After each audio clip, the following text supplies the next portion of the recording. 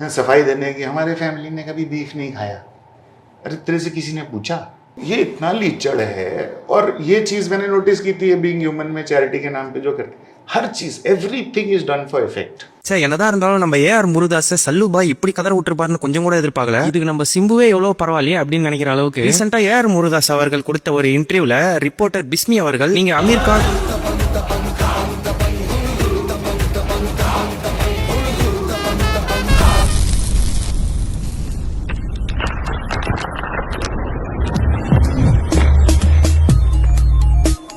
ቦሊውድ ውስጥ የተፈጠሩ ነገሮችን እንግዲህ በዝርዝር ሁሉ ጊዜ ማብራራላችሁ የማቀርብላችሁ ቃሲም መካ ነኝ። ለዛሬ ይዤላችሁ የቀረብኩትኝ ደበንግ ፊልም ሲሰራ ምን ተፈጥሮ ነበር፣ ዛሬ ላይ ይህን ያህል በኃይለኛው የተንጫጩ ያሉት የሚለውን ዘርዘር አድርጌ ያቀርብላችኋለሁ። ቪዲዮን ከመጀመራችን በፊት ለእናንተ በጠይቃችሁ ቻናሉን ሰብስክራይብ እንድታደርጉ ቪዲዮን ላይክ እንድታደርጉ ሁልጊዜ ጠይቃችኋለሁ። ግን ላይክ አታደርጉ። ምንድነው ተመልካቹ ብዙ ነው፣ የላይክ ቁጥር ደግሞ አነስተኛ ነው። ዝም ብላችሁ አይታችሁ ነው እንደምትወጡት? አረ ላይክ አድርጉ፣ ደገፍ አድርጉ እንጂ።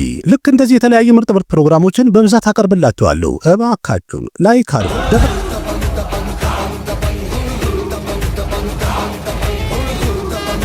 ሰራሲል እንግዲህ አቢነብ ከሸባ አልነበረም፣ ግን ታሪኩን እንዲጽፍለት የመጀመሪያውን ፊልም ታሪክ የጻፈው ስክሪፕት የጻፈው ድሊፕ ሹክላ ጋር በመሄድ ታሪኩን እንዲጽፍለት አደረገ። ዋጋም ስለተስማሙ ድሊፕም ሁለተኛውን ክፍል ታሪክ ጻፈለት። ከዛ ፊልሙ ወደ ቀረጻ በገባ ሰዓትም አርባዝ ካን ሙሉ ፊልሙን ዳይሬክት አደረገ። በዛ ሰዓት እንግዲህ ፊልሙ 53 ከሮር አካባቢ በጀት ወጥቶበት ነበረ። ፊልሙን በዓለም አቀፍ ደረጃ 254 ከሮር በመስራት ብላክባስተር መሆኑን በድጋሚ ያረጋገጠ ፊልም ሆን ቻለ። በ2012 አዲስ ዓመት ላይ ደበንግቱ ለእይታ በበቃ ሰዓት በድጋሚ ብላክባስተር ሆነ፣ በጣም ተወዳጅነትን አገኘ። በቀጣይ ዓመትም በ2013 ማለት ነው በፈረንጆቹ አቢነብ ከሸብ ሌላ አንድ ፊልም ሰራ። ያም ደግሞ ቤዠረም የተሰኘ ፊልም ነው። ግን የሚያሳዝነው ይሄ ፊልም ቦክስ ኦፊስ ላይ ዲዛስተር ነው፣ ከፍሎፕም ብሶ። ክሪቲክሶች ይህን ፊልም ምንም አልተውትም ማለት ይቻላል። እያንዳንዱን ነገሩን በጣም የወቀሱት የሰደቡትና የማይረባ ፊልም መሆኑን የተናገሩበት ፊልም ሆነ። እንዲያውም በረንቢር ከፑር የሥራ ህይወት ውስጥ በጣም በትልቁ ፍሎፕ የሆነው የከሰረ ፊልም ተብሎ እንደ ሪኮርድ ተቀምጧል። ከቦምቤ ቨልቬት ቀጥሎ ማለት ነው። የሚገርመው ቦምቤ ቨልቬት የሚለውንም ፊልም ዳይሬክት ያደረገው ወንድሙ አኑራግ ከሸብ ነበረ። አይደርምም? በእርግጥ በሌላ በኩል ስናየው ደበንግቱ በገበያ ደረጃ ኮመርሻሊ ስኬታማነቱን ያረጋገጠ ፊልም ቢሆንም በፊልሙ ታሪክ ላይም ሆነ በተለያዩ ነገሮቹ ክሪቲክሶች በጣም የወቀሱትና የሰደቡት ፊልም ሆኗል። እንዲያውም ብዙዎቹ ያሉት እንደ መጀመሪያው ክፍል ይህን ያህል መሬት የረገጠና ኢንተርቴን የሚያደርግ ጥሩ ታሪክም አላየንበትም ብለዋል። ብዙዎቹም ያሉት ደግሞ የመጀመሪያው ክፍል ስኬታማ ስለነበረ በዛ ስም ብቻ ነው ስኬታማ የሆነው ብለዋል። ከዛ ሌላም አንዳንድ መረጃዎች እንደሚያሳዩት አርባዝ ካን ዳይሬክት ማድረግ ይህንን ፊልም በጣም ከብዶት እንደነበረና ተጨንቆ እንደነበረም ተነግሯል። በእርግጥ ዋናው ነገር በዛ ሰዓት ላይ አርባዝ ካን በግል ዝምድናው በሌላ በኩል ሌላ ጭንቀት ነበረበት። ምናልባትም የግል ህይወቱ መተረማመሱም ይሆናል የዳይሬክተርነት ስራው ላይ ጭንቀት የፈጠረበት። ምናልባት ከዛ በኋላ ሌላ ፊልም ዳይሬክት ለማድረግ እንደውም ርቋል የሚባልበት ያህል ነበር። ግን ደግሞ የደበንግ ነገር በጣም እየተቀጣጠለና ስኬትን እያመጣ ሄዶ ነበር። ምክንያቱም ደበንግ እንግዲህ ብላክባስተር ነበር፣ ኦልታይም ብላክባስተር ተወዳጅነትን ያገኘ ነበር። ሁለተኛውም ክፍል ደግሞ ብላክባስተር ነበር፣ ስኬታማ ነበር፣ ምርጥ ገንዘብ አምጥቶላቸዋል። ስለዚህ አርባዝ ካንም በራሱ ፕሮዳክሽን ካምፓኒ ሶስተኛውን ፊልም አንድ ብሎ ጀመረ። ዶሊኪ ዶሊ የተሰኘው ፊልም ማለት ነው። በዚህ ፊልም ላይ ሶነም ካፑርና ራጅኩማር ራው ነበር የተወኑበት መሪ ተዋናይ ሆነው። ግን የሚያሳዝነው ወደ 45 ከሮር አካባቢ የወጣበት ይሄ ፊልም 30 ከሮር ብቻ ነው መሰብሰብ የቻለው። ያም ማለት እንግዲህ የአርባዝ ካን ፕሮዳክሽን ካምፓኒ ከ100 ከሮር በታችማ ፊልም አያስገባም ወይም ፊልሞቹ ገቢ ያን ያህል ናቸው እየተባለ ሲመሰከርለት የነበረ አሁን 30 ከሮር ብቻ አስገባ። ያሳዝናል። ስለዚህ በቀጣይ እንግዲህ ይህንን ፎርሙላ ብሬክ አድርጎ ለመሄድና የመጀመሪያውን ለማስቀጠል ሌላ አንድ ቁማር ቆመረ ለማለት ያስደፍራል። እሱም ደግሞ እንደምንም ተሟሙቶ ደበንግ ስሪን መስራት ነበረ። ሶስተኛው ክፍል ሲሰራ እንግዲህ በአሁኑ ታሪኩን ድሊፕ ሹክላ አልነበረም የጻፈው፣ ራሱ ሰልማን ካን ጻፈው ታሪኩን። ስክሪን ፕሌዩንና ታሪኩንም ደግሞ አብሮ ዲቨሎፕ ያደረጉት ከፕረቡ ዴቫ ጋር ነበረ። እንደገና ፊልሙንም ዳይሬክት የማድረግ ኃላፊነት ሙሉ ለሙሉ ለፕረቡ ዴቫ ሰጠው። ምክንያቱም ቀደም ብሎ ወንትድንም ዳይሬክት አድርጎ ነበረ። ይህ እንግዲህ በ30 ከሮር በጀት የተነሳ ደበንግ የተሰኘው ፊልም ሶስተኛ ክፍል ላይ ሲደርስ በጀቱ 100 ከሮር ሊሆን ቻለ። ይሄ በጣም አስደንጋጭና አስገራሚ ዜና ነበር በሰዓቱ። ፊልሙም ጣጣውን ጨርሶ ዲሴምበር 2019 ላይ ለእይታ በቃ። 100 ከሮር በጀት የወጣበት ይህ ፊልም በዓለም አቀፍ ደረጃ 237 ከሮር ማስገባት ችሎ ነበር። በህንድ ውስጥ ማስገባው ብናየው 152 ከሮር ስላስገባ ፊልሙ ፍሎፕ ነው የሚባለው ወይስ አቬሬጅ? እዚህ ጋር የተቀመጠው እንግዲህ በአጠቃላይ እንደሚያሳየው ሰሚሂት ሆኗል ተብሏል። ግን በገበያ ደረጃ የፈለገ ነገር ብንለው ክሪቲክሶች ይህን ፊልም ከሁለተኛው ክፍል የበለጠ በጣም የሰደቡትና አስጠሊታ ፊልም ነው፣ የተጠበቀውን ያህል ፐርፎርም አላረገም የተባለ ፊልም ሆኗል። በእርግጥ በሌላ በኩል ስናየው የመጀመሪያው ክፍል 30 ከሮር በጀት ወጥቶበት 217 እና 220 ከሮር አካባቢ በዓለም አቀፍ ደረጃ መሰብሰብ ችሎ ነበር። ግን አርባዝ ካንና አቢነብ ከሸብ በራሳችን መንገድ እንሄዳለን ብለው ከተለያዩ በኋላ የሁለቱም የሥራ ህይወት ወደ ታች እየወረደ ቁልቁል ነው ሄደው ኪሳራን በብዛት ማስተናገድ ጀመሩ ማለት ነው። አቢነብ ከሸብ ቅሬታው ወይም በአጠቃላይ ምን እያለ ነው የሚለውን ደግሞ እኔ በአንድ በኩል አርባዝ ካን አለ፣ በአንድ በኩል ደግሞ አቢነብ ከሸብ አለ። ሁለቱ ከተለያዩ በኋላ በቃ ጠቅላላ ጫካው ተቃጠለ ማለት ይቻላል፣ ሰደድ እሳት ሆነ።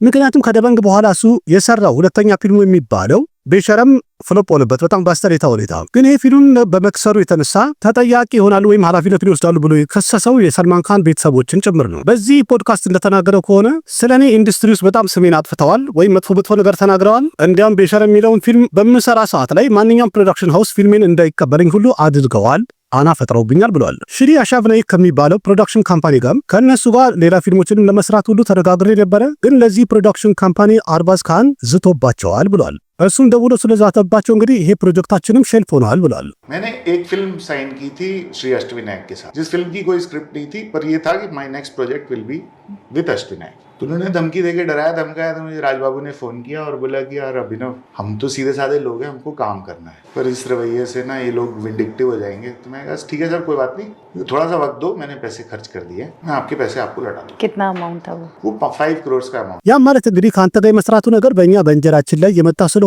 ይቅርታ አንሰራም ብለው እንደተለዩት ተናግሯል። ከዚህ ክስተት በኋላ አቢነቭ ከሸፕ ከፊልም ኢንዱስትሪ ራቀ። በዛ መሃልም በፈረንጆቹ በ2020 እንደሚታወቀው የሱሻንት ሲንግ ራጅፑት ኬዝ ፊት ለፊት ወጣ። ይህንን ያመችስ ሁላችሁም ታውቁታላችሁ፣ ብዙ ጊዜ አውርተንበታል። የዛኔም አቢነቭ ከሸፕ ፊት ለፊት ወጣና በሱሻንት ላይ ደረሰ የሚባለው ነገር በአጠቃላይ ትክክል ነው፣ ምክንያቱም በኢንዱስትሪ ውስጥ እኔም እንደዚህ ነገሮችን በጣም ችያለሁኝ፣ ታግሻለሁኝ፣ ያየሁት ነው፣ ስለዚህ ሀቅ ነው ብሎ መሰከረ። እንዲያም የሰልማን ካን ቤተሰቦችን ታርጌት በማድረግ ያለውም እኔ በእነሱ የተነሳ ስራ ማግኘት አልቻልኩም፣ እንዲያም የስራ ህይወቴ ልፋቴ በአጠቃላይ ገደል የገባው በእነሱ የተነሳ ነው አለ በ2020። አሁን በቅርቡ ያደረገው ኢንተርቪው ላይም በድጋሚ እንደገለጸው ከሆነ ደበንግ የተሰኘው ፊልም በጣም በሲሪየስ የሚታይ እንጂ ወይም የነበረው ገጸ ባህሪ እንደዚህ መቀለጃ መሆን አልነበረበትም ብሏል። ማለትም ሁለተኛና ሶስተኛ ክፍሉን መውቀሱ ነው።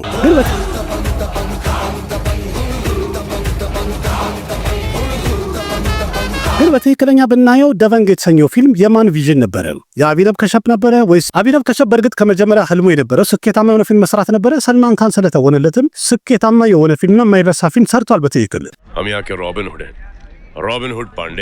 ግን ደግሞ ፊልሙ በሚሰራ ሰዓት ላይ ከሰልማን ካን ጋር ያው ባለመግባባታቸው የተነሳ ክፍል 2ና ክፍል 3 ተበላሽቷል ለማለት ያስደፍራል። ምክንያቱም የመጀመሪያ ክፍል ላይ በጣም ገራሚ የሆኑ የማይረሱ ቆንጆ ዲያሎጎች ነበሩ። ነው ወይስ የመጀመሪያውን ክፍል ስኬታማ ያደረገው የደበንግ ፊልም አክሽኑና ሙዚቃው ነው? ምክንያቱም የሰልማን ካን ቤተሰቦች ወንድሞቹ ይጨመር ይግባ በማለታቸው ፊልሙን አሳምረውታል። የትኛውን ያሳምረው?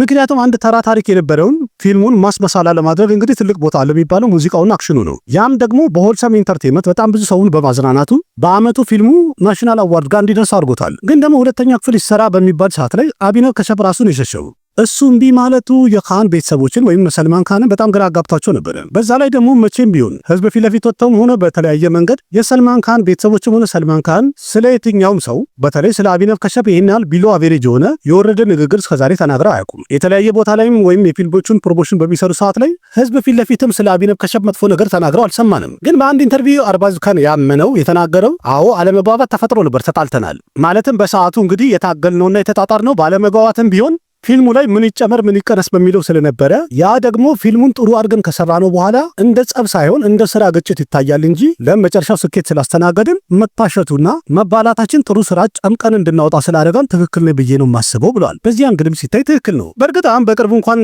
የተሰማ አንድ ኢንተርቪው ብናይ ረንቢር ካፑር ከሰንጀላ ቤንሳሊ ጋር ፊልም ስሰራ ሰድቦኛልም መጥቶኛልም ግን ለፊልሙ ነው ብለዋል። በእርግጥ የካን ቤተሰቦች ሁለተኛውን ክፍል ሲሰሩ ከሸፕን ፈልገውት ነበር።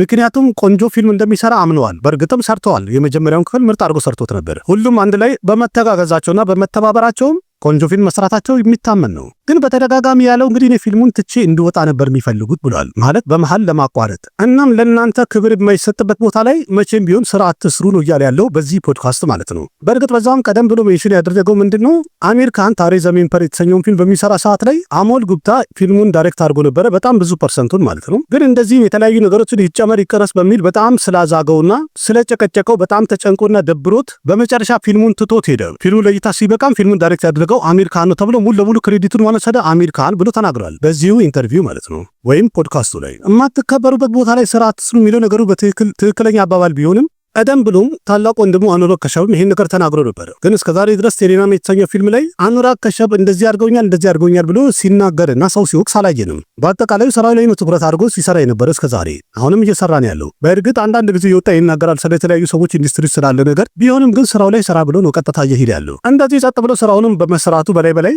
ቆንጆ ፊልሞች ወይም በክሪቲክስ በጣም የተወደዱ አሪፍ ፊልሞችን ሰርቷል። ምርጥ ዳይሬክተር መሆኑንም አስመስክሯል። በሌላ በኩል ደግሞ አቢነቭ ከሸፕ ከአኑራግ ከሸፕ 2 ዓመት ያንሳል። በስራውም አቢነቭ ከሸፕ ናሽናል አዋርድ መሸለም ችሏል። ወይም የሰራው ፊልም ናሽናል አዋርድ አሸልሞለታል። እናም ከሰልማን ካን ጋር ስናየው አሁን ሰልማን ካን ከእድሜ አኳያ 9 ዓመት ያህል አቢነብ ከሻው ከሰልማን ያንሳል እና በሌላ በኩል ስናየው ሰልማን ካን በእድሜ የሚያንስ ሰውን ይህን ያህል ቶርች ያደርጋል፣ ይህን ያህል ያሰቃያል ብለን ለማመን ትንሽ አይከብድም። ግን በኢንተርቪዎቹ ደጋግሞ እንግዲህ እኔ ቪክተም ነኝ ብለዋል። ማለት እነሱ አጥቅተውኛል፣ ጎድተውኛል እያለ በጣም ደጋግሞ እየተናገረ ነው ያለው። मेरी X5 उस समय परेशान थी और वो मुझे बोलती थी यार क्या है तुम जिद्दी क्यों, कॉम्प्रोमाइज कर लो। मैंने कहा कॉम्प्रोमाइज क्या करना है, किससे कॉम्प्रोमाइज करना है, मैं विक्टिम हूँ इनका, मैं क्यों करूँगा। በጣም አስቂኙ ነገር ያው ኢንተርቪውን ሳይ በጣም የሳኩት ሁሉም ጸጥ በል በቃ ተወው ይሉኛል እና ተጎድቼ ለምን ዝም እላለሁ? እኔም ፑሽፓ ነኝ ቹኬ ጋር ነይ ሳላ ብሎ የፑሽፓን ስታይል ባሳይ ሰዓት ላይ በጣም ሳቂ የመጣው झुक जाऊं पर मैं भी पुष्पा हूं, झुकेगा नहीं साला። ትልቁ ቅራኔውን እንግዲህ ሲናገር ወይም እዚህ ፖድካስት ላይ እንደተናገረው ከሆነ ዋና አላማው ምን እንደሆነ ሲናገር ከአርባዝ ካን ጋርም ተነጋግሮ ነበር። እንደዚህ ኢንተርቪው በምታደርግ ሰዓት ላይ እኔን ዝቅ እያደረጋችሁኝ ያላችሁት እናንተ የተወሰነ ክሬቲቭ ጨምራችሁ ሊሆን ይችላል፣ ግን ፊልሙን ይህን ያህል እኛን ያደረግነው እያላችሁ እኔን ስም እያሳጣችሁኝ ነው ብሏል። እንዲያውም በብዛት ሲባል የነበረው ይህን ፊልም ዳይሬክት ያደረገው ሰልማን ካን ነው 80% ሲባል ነበር። ለዛ መልስ ብሎ እንግዲህ አቢነብ የተናገረው ምንድነው ለአርባዝ ካን አልኩት ያለው ልጅ መንገድ ላይ ይሄድ ያለ አንድ ሰው መጥቶ ይሄ ልጅ ያንተ ነው ወይስ የጎረቤት ነው ቢል ምን ይሰማሃል ብዬ ጠይቄዋለሁ ብሏል። अश्विन का फोन आया, बोला कि तेरा डायरेक्टर बहुत बोलता है, वील बैंग हिम। मैं कहा लेट देम बैंग मी। कहते पर क्या जरूरत है जर्नलिस्ट से लड़ने की। मैंने कहा अरबाज भाई आपका बेटा है अरहान, आपको कोई आगे बोले कि आपकी औलाद नहीं पड़ोसी की औलाद है तो आपको कैसा लगेगा? तो कहता अरे बाप रे बाप, कहीं नहीं होगा। तो जब भी मेरे बारे में कुछ नास्टी छपता था उस समय अखबार में, and if I countered that 2-3 घंटे में अरबाज के फोन आए थे समझाने के लिए कि डोंट ऐसा मत करो ማለትም እያለ ያለው የኔን ስራ የእናንተ መባሉ ተገቢ አይደለም እያለ ነበር ማለት ነው። ከዛም ቀጥሎ ያለው እንግዲህ ፊልሙን ስንጀምረው ከጅምሩ ከኔ ጋር በጣም በጥሩ አግባብ እየቀረቡኝ ነበረ፣ ሰርሰር እያሉ ነበር የሚያናግሩኝ። ግን ፊልሙ ወደፊት እየሄደ ሲሄድ በጣም እያማረና ቆንጆ ፊልም እየተሰራ መሆኑ ሲታወቃቸው ነው ሲያዩ በፊልሙ ላይ ይሄ ይግባ ይሄ ይጨመር እያሉ ራሳቸውን ማስገባት ቀጠሉ። ስለዚህ የነሱ ነገር እንዲጨመረው እየበዛ መሄዱና እኛንን እየሰራን ያለነው ፊልሙን የሚለው ቃላቸው እየደበረው ሄደ ማለት ነው። እንዲያውም በጣም በተደጋጋሚ ይሄ ነገር ወይም የሚያወሩት ነገር በጣም እየደበረው በጣም ከቦታው ላይ ይበሳጭ እንደነበረ ተናግሯል። አንዳንዴ እንዲያውም ቀረጻ ቦታ ላይ ተነስቶ በቃ አንድ ክፍል ውስጥ ራሱ ላይ ዘግቶ ይቀመጥ ነበር፣ ወይም ደግሞ ቢኖድ ከናጋት ሄዶ ይቀመጥ ነበር። ያሁን ነገርና ከዛም የተጨማሪ በጣም ብዙ ነገሮችን ስላሳለፍኩኝ ሁለተኛው ክፍል ሊሰራ ሲል ና ብለው ሲጠሩኝ ስልክ ያላነሳሁትም መስራትም ያልፈለኩበት ብዙ ምክንያት አለኝ ብሏል። ምንም እንኳን እንደ ፕሮዲውሰር አርባዝ ካን ቦታው ላይ በሚፈልግ ሰዓት ላይ ባይገኝም አርባዝ ካንና አቢነብ ከሸብ ተገናኝተው ወይም ደግሞ አንድ ላይ ሆነው እጅግ በጣም አስደናቂና ምርጥ የሆነ ፊልምን ደመንግዝ ሰርተው ሰጥተውላል። ይሄ መቼም ይረሳ አይደለም። ናሽናል አዋርድ መሸለሙን ፊልሙ በራሱ ምርጥ እንደነበረ በደንብ ያረጋግጣል። ምናልባትም እንግዲህ ከሰልማን ካን ቤተሰቦች ጋር ፊልም መስራትም አልፈለገም ይሆናል። ምክንያቱም ይሄን ያህል አስጨንቀውት ቆንጆ ፊልም መስራት ከቻለ ከሌላ ሰው ጋር በነፃነት ቢሰራ ደግሞ በጣም ስኬታማ የሆነ ፊልም እሰራለሁ የሚል ኮንፊደንስ ውስጡ ተሰምቶት ይሆናል እምቢ ያለውና የፈረገጠው። ያንንም እንግዲህ በነፃነት እሰራለሁ ብሎ የሄደበት ፊልም ቢሸረም ነበረ። ይህንን ፊልምም እንግዲህ በሚሰራ ሰዓት ላይ የፊልሙን ስክሪፕት ሳያዘጋጅ ቀርድ ተቀብሎ ሁሉ በልቶ ነበር። ብቻ ይሄ ነው ብለን እንኳን የምንለው ነገር የለም።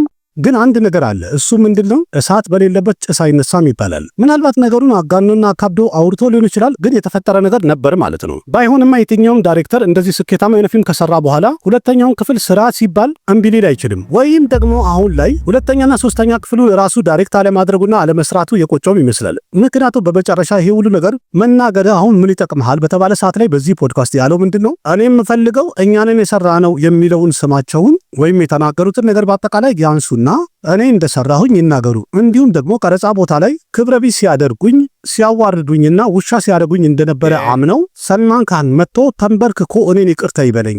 እንዲያውም እኔ የምፈልገው ሌላ ነገር አይደለም፣ ልክ እንደ ቢስኖይ ማህበረሰቦች አለ። ይህም ራሱ አንድ አስገራሚ ነው። ቢስኖይ ማህበረሰቦች የሚፈልጉት ምንድነው? ይቅርታ እንዲባሉ ነው። ስለዚህ እኔ የምፈልገው ይቅርታ ይበለኝ። ማን? ሰልማን ካን መጥቶ ተንበርክኮ ይቅርታ ይበለኝ ብሏል። ሰልማን ካን ደግሞ ናሽናል ቴሌቪዥን ላይ ወይም ቢጎስ ላይ የተናገረው ምንድነው? አንተ አታውቅም እንጂ እኔ እኮ እንበረከካለሁ፣ አንተ ሳታንበረከከኝ እኔ ራሴ በየቀኑ ጧት እንበረከካለሁ፣ ግን የምንበረከከው ለፈጣሪ ነው ብሏል።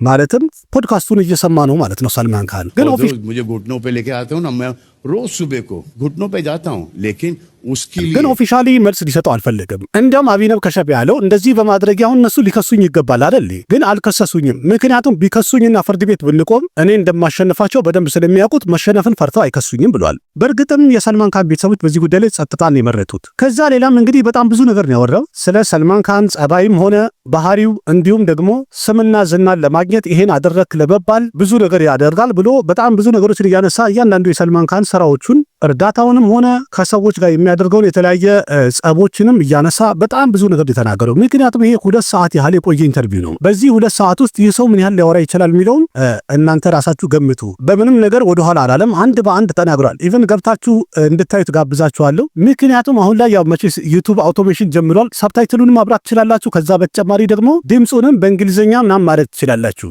ራሱ ዩቲዩብ ተርጉሙ ያሰማችኋል። በአጠቃላይ እንግዲህ ይህንን ይመስላል። ትክክለኛው ምንድነው የሚለውን እንግዲህ ጊዜ ፈቶት ወደፊት አብረን የምናየው ይሆናል። ግን የተለያየ ቦታ ላይ አሁንም አቢነብ ከሸፍ እየቆመ አይደለም ወይም ጸጥ እያለ አይደለም፣ በተደጋጋሚ እየተናገረ ነው ያለው። ከዛ ሌላ ደግሞ በዚሁ ስቀጥል ወይም ደግሞ እዚሁ ጋር ስነግራችሁ የሰልማን ካን የሲከንደር ፊልም ዳይሬክተር የነበረው ኤያር ሙርጋዶስም ተነስቶ እሱም ልክ እንደዚህ ተናግሯል። በቃ ዘንበውበታል ማለት ይቻላል። ሰልማን ካን ላይ ሁሉም በተራ በተራ እየተነሳ ነው ያለው። ያው என்னதான் இருந்தாலும் நம்ம ஏஆர் முருதாஸ் சல்லுபாய் இப்படி கதற விட்டுருப்பாருன்னு கொஞ்சம் கூட எதிர்பார்க்கல. இதுக்கு நம்ம சிம்புவே எவ்வளவு பரவாயில்லையே அப்படின்னு நினைக்கிற அளவுக்கு ரீசெண்டா ஏஆர் முருதாஸ் அவர்கள் கொடுத்த ஒரு இன்டர்வியூல ரிப்போர்ட்டர் பிஸ்மி அவர்கள் நீங்க አሚር ካን አንድ ሰልማን ካን கூட ወርክ பண்ணிருக்கீங்க இதுல ያር கூட አንድ ፊልም ፍሎፕ ሲሆን መቼስ ይታወቃል አይደል? ሁሉም ሰው ነው የሚናገረውና ኤያር ሙርጋዶስም ያለው ምንድነው ሲከንደር ፊልም ፍሎፕ የሆነው በአጠቃላይ ሙሉ ለሙሉ ኃላፊነቱ የሚወስደው ሰልማን ካን ነው ብሏል። ምክንያቱም እኔ እንደፈለኩት እንዳሰብኩት ፊልሙን መስራት አልቻልኩም። አንደኛ ልክ አሁን አቢነብ ከሸፍ እንዳለው አምሽቶ ማታ ላይ ነው የሚመጣው። ሁለተኛ ደግሞ ስራዎቼ ላይ ይሄ ጨመር ይሄ ቀነስ የሚለውን ነገር በመቀላቀል ወይም ደግሞ የናሳ በመስጠት እኔ ያሰብኩት ፊልምና የተሰራው ፊልም የተለያየ ሊሆንብኝ ችሏል ብሏል። አፉን ሞልቶ የተናገረው።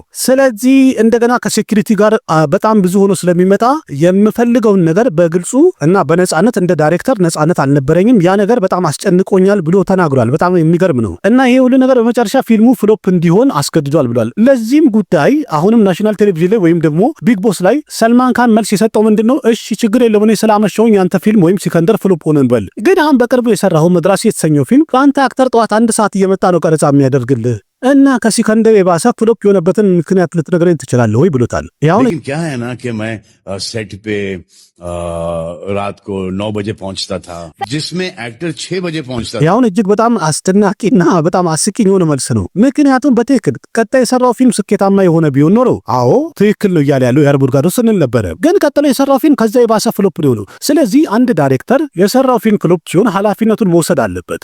አክተሩ ላይም ችግር ካለ ይሄ ነው ማለት ነው እንጂ ያለበት ሙሉ ለሙሉ በከሌ የተነሳ ነው ብሎን መናገር ወይም ሰው ላይ ማሳበብ በጣም ብልግና ነው። ይሄ ያልተለመደና ያልተገባ ቃል ነው። በዚህ ጉዳይ ላይ እንደውም ከሁሉም አሚር ካን ይሻላል ብዬላለሁ። ምክንያቱም አሚር ካን እንደምታውቁት ላልሲንግ ቸዳፕሎ በሆነ ሰዓት ላይ ዳይሬክተሩንም አላለም፣ ፕሮዲውሰሩንም አላለም፣ ማንንም አልወቀሰም። ይሄ የኔ ጥፋት ነው፣ እኔ ነኝ ይሄንን ፊልም ፍሎፕ እንዲሆን ያደረኩት፣ ስለዚህ ሙሉ ለሙሉ ኃላፊነቱ የኔ ነው፣ ለዛ ደግሞ ይቅርታ ጠይቃለሁ ብሏል። ይሄ አሁን አሚር ካንን ሚስተር ፐርፌክሽኒስት ከሚባሉት ወይም ከሚያስብሉት ምርጥ ብቃቶቹ ተርታ አንዱ ይሄ ነው። ጥፋትን ማመንና በቀጣይ ያን ጥፋት ሳይደግሙ ጥፋትን አርሞ መሄድ አንድ ሰውን ፐርፌክት ያስብለዋል ወይም ምርጥ ነው ጎበዝ ነው ያስብለዋል። ስለዚህ አሁንም ኤያር ሙርጋዶስ እንደ ዳይሬክተር ጎበዝ ዳይሬክተር ከሆነ በእርግጥ ቀደም ያሉ ስራዎቹን አይተናል፣ በጣም አምነንበታል፣ እንደሚችልም አውቀናል። ከሰልማን ካን ጋር ደግሞ አንድ ላይ ሲሆን ምን አይነት ፊልም ይዞ ይመጣል ብለን በጣም ጓጉተን ነበረ፣ በጣም ጠብቀን ነበረ። ምክንያቱም ገጅሊን የመሰለ ፊልም ዳይሬክት አድርጎ እንደገና ሆሊዴይ የመሰለ ፊልም ከኩመር ጋር ይህን ያህል ስኬታማ ፊልም ሰጥቶ አሁን ከሰልማን ካን ጋር ሲከንደር የተሰኘ ፊልም ሲሰራ በጣም በከፍተኛው ተጠብቆ ነበር። ግን የተጠበቀውና የተገኘው እጅግ በጣም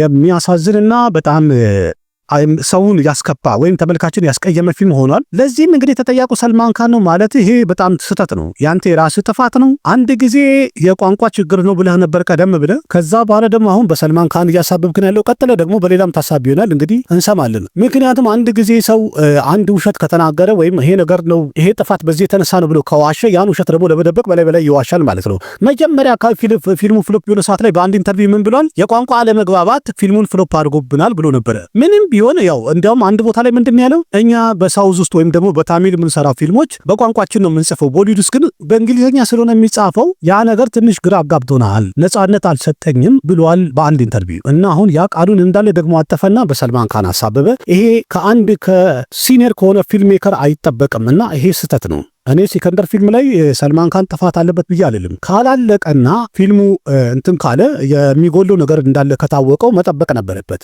መልቀቅ አልነበረበትም። ምናልባት ለኢድን ለመልቀቅ በሚደረገው ችኮላ ውስጥ እንግዲህ ተሯሩጦ በሰልማን ካን የተነሳ በቃ ፊልሙ ስኬታማ ይሆናል ብሎ ስላመነ ይውጣ ብሏል። ጨርሻለሁ ብሎ አንድ ዳይሬክተር ፊልሙን ጨርሻለሁ ብሎ ሙሉ ለሙሉ ሲናገርና ወደ ኤዲቲንግ ከገባ በኋላ ፖስት ፕሮዳክሽን ስራው ከቀጠለ በኋላ ሙሉ ለሙሉ ኃላፊነቱ የዳይሬክተሩ ነው የሚሆነው። ብቻ በአጠቃላዩ ነውራ ከተባለ በጣም ብዙ ነው የሚያስወሩን፣ ግን ጠቅለል አድርጌ ስጨርስላችሁ ይሄን ይመስላል። አቢናም ከሻፍም ሆነ ኤአር ሙርጋዶስ በሰልማን ላይ እንግዲህ እያነሱት ያሉት ክስም ሆነ ወይም ወቀሳ ይሄን ይመስላል። በአጠቃላይ ምን ትላላችሁ እናንተ?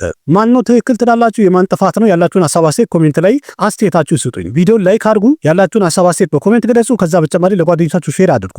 ለቤቱ አዲስ ሆናችሁ ደግሞ ሰብስክራይብ አድርጉና ቤተሰብ ሁኑ። ከህንድ ሲኒማ ጋር በተያያዘ እንግዲህ የተለያየ ቦታ ላይ የሚወራውን በአማርኛ አሳምሬና ከሽኜ እንዲገባችሁ እንዲመቻችሁ ምርጥ አድርጌ አቀርብላችኋለሁ። አቅራቢያችሁ ቃሲም መካ ነበርኩኝ። በሌላ ቪዲዮ በድጋሚ እስከምንገናኝ ደህና ሁኑ። ባባይ